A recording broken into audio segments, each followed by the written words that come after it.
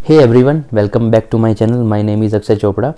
I am biology educator of NEET UG category. Students, आज मैं एक ऐसा टॉपिक लेके आया हूँ जिसका नीट वाले बच्चे, नीट एस्पिरेंट बहुत ही बेसब्री से इंतज़ार कर रहे थे कि हम नीट की तैयारी के लिए हम क्या ट्रिक लगाएं, हम सबसे पहले कौन सी यूनिट को करें और किस तरीके से हम हमारी नीट की प्रिपरेशन करें. सो इस वीडियो में आपको कंप्लीट रिव्यू और कंप्लीट इन्फॉर्मेशन दूंगा कि आपको कौन से चैप्टर पहले करने हैं, कौन सी यूनिट को पहले देखना है. फिजिक्स, केमिस्ट्री, बायोलॉजी तीनों के बारे में मैं आपको बताऊंगा.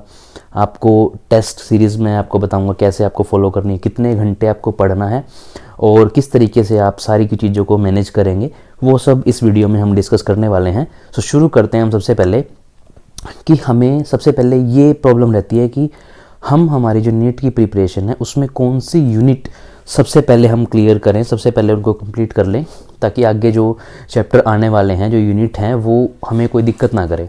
तो सबसे पहले यही हमें माइंड के साथ गेम खेलना है कि हम हमारी प्रिपरेशन को इस तरीके से करें कि जो भी हमारी डिफ़िकल्ट जो भी आपकी यूनिट्स हैं उसको हम पहले कर लें ताकि at the end of revision के टाइम पे आपके दिमाग पे कोई बर्डन ना रहे. तो वो कौन सी यूनिट्स हैं, कौन से चैप्टर्स हैं फिजिक्स, केमिस्ट्री, बायो कि जो आपको सबसे पहले करने हैं. तो मैं आपको एक एक यूनिट का नाम बताऊंगा और आपको वो लिख लेनी है. मैं यहाँ पे आपको इसमें लिख के भी दिखा दूंगा कि कौन कौन सी यूनिट है, वो आप देख लेना. तो सबसे पहले हम बात करते हैं आपकी बायोलॉजी का जो सब्जेक्ट है उसकी कंप्लीट जो आपकी तैयारी रहेगी. सबसे पहले मैं आपको एक डिफ़िकल्ट जो लेवल है वो बताऊँगा. उसके बाद एक और बार मैं आपको बताऊँगा कि अब कौन से जो चैप्टर आपको करने हैं.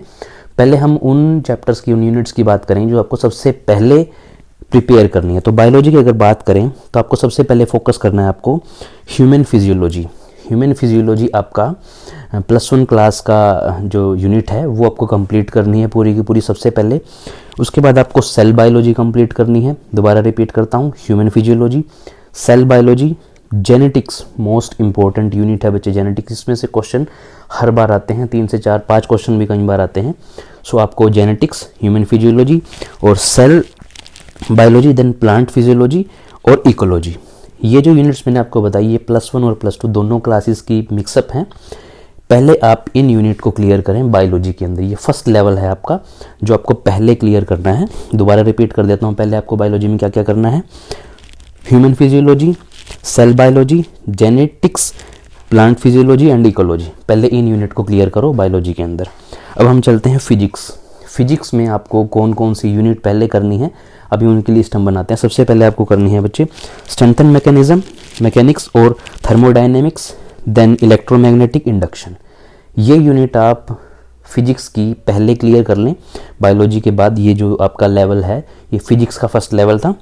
अब आप केमिस्ट्री के अंदर लिख लीजिए जो जो आपको पहले कंप्लीट करनी है units. Work on physical chemistry, सबसे पहले आप फिजिकल केमिस्ट्री पे काम करें. थर्मोडायनेमिक्स इसके अंदर इक्विलिब्रियम में रहेगा आपका.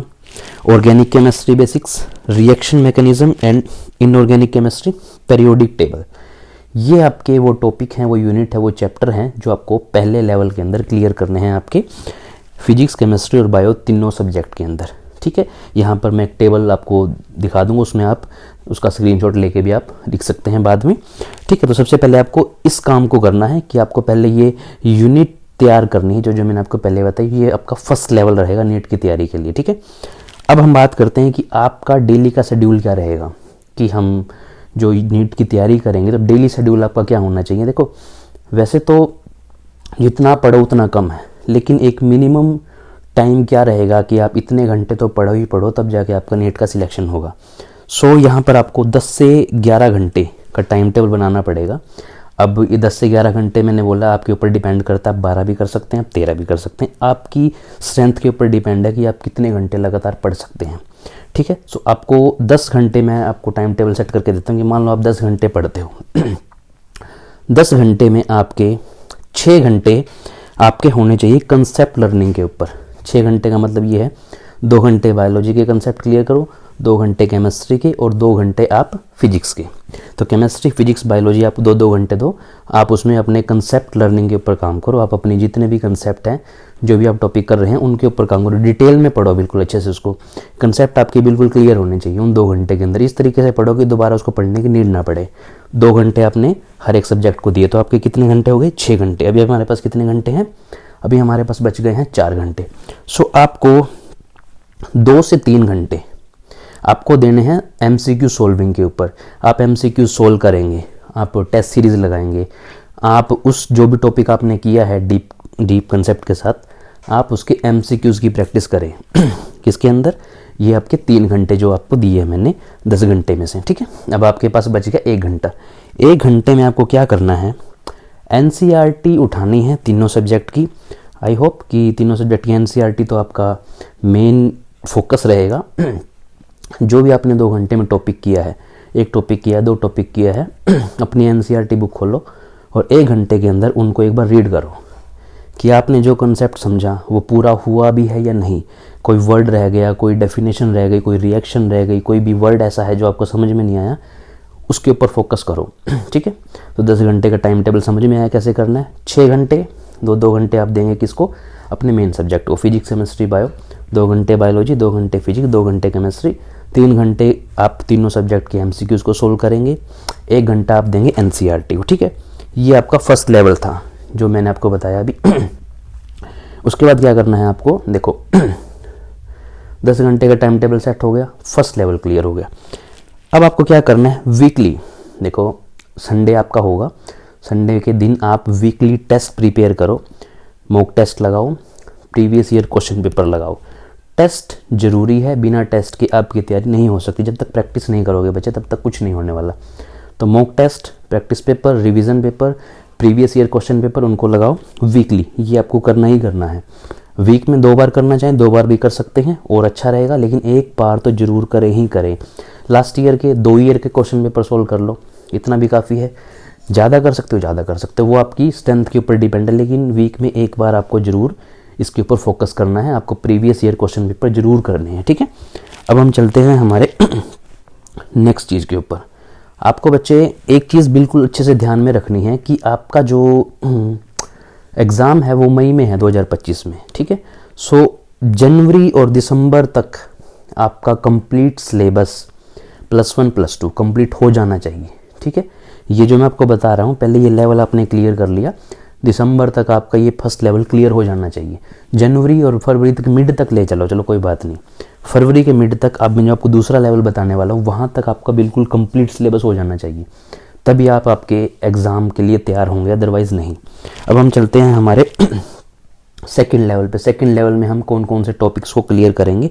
इतना काम होने के बाद अब हम उन टॉपिक्स पे चलेंगे जो इजी हैं थोड़े से और जल्दी होने वाले टॉपिक्स हैं और आपको अच्छे मार्क्स दे सकते हैं।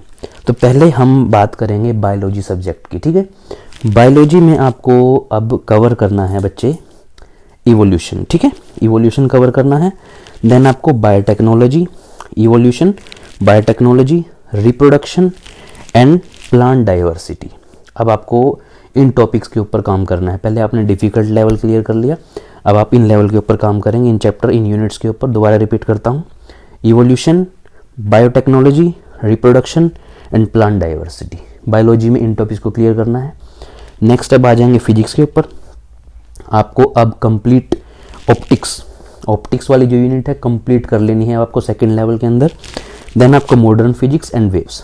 फिर इन जो भी ये टॉपिक्स मैंने आपको बताया फिजिक्स में, इनके ऊपर काम करो, बहुत अच्छे नंबर दिलाएंगे। ये बड़े अच्छे टॉपिक्स हैं आपके नंबर दिलाने वाले।